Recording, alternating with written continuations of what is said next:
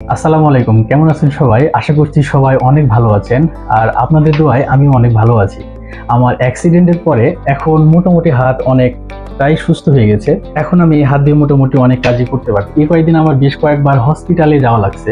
সেই জায়গা থেকে আমার কাছে একটা জিনিস মনে হয়েছে যে মানুষ যখন অসুস্থ হয় তখন নিজে নিজে পণ্ডিতি না করে আমাদের উচিত ডক্টরের পরামর্শ নেওয়া এবং সঠিক ডায়াগনোসিস করে প্রপার মেডিসিন নেওয়া। আমাদের জ্বর হলো, সেই জ্বরটা কি জন্য জ্বর হলো?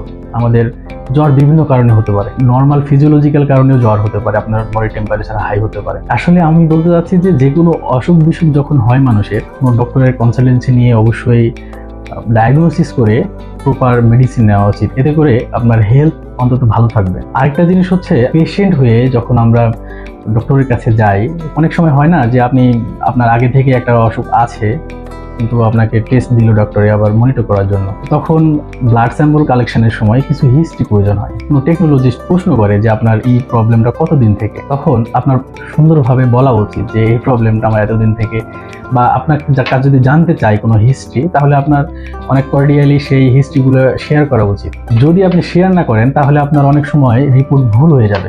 আপনাদের অনেকের ধারণা যে এটা ল্যাবের ভুল, আসলে এটা ল্যাবের ভুল না, এটা আপনাদের প্রপার ইনফরমেশন না দেওয়ার কারণে ভুল হয়। কারণ এরকম অনেক ব্যাকটেরিয়া আছে যে ব্যাকটেরিয়াগুলো আপনার অপরচুনিটিস প্যাথোজেনেসিস ক্রাইটেরিয়া তাদের মধ্যে আছে। যেমন ধরেন মুখে আছে, তারা মুখে থাকলে নর্মাল ফ্লোরা, মানে ওরা কোনো ক্ষতি করবে না, কিন্তু যখন একটা জায়গা থেকে আরেকটা জায়গায় যাবে তখন তারা কিন্তু ইনফেকশন করবে, মানে তারা সুযোগ সন্ধানী আর কি রোগ তৈরি করে। এই জিনিসগুলা অনেক সময় যদি হিস্ট্রি নেওয়া যায় তাহলে বোঝা যায় যে এটা নর্মাল ফ্লোরা না এটা হচ্ছে যে কি প্রবলেম, বা এটা কোন পর্যন্ত চলছে অসুখ বিসুখ। যাই হোক, যদিও ল্যাবরেটরি মেডিসিন মানে হচ্ছে আপনি যা দেখবেন সেটাই আপনাকে দিতে হবে। ল্যাবরেটরি মেডিসিন হচ্ছে চাক্ষুষ প্রমাণ, মানে ডায়াগনোসিসের যেটা আপনার যে অসুখ রিপোর্টে যা তাই।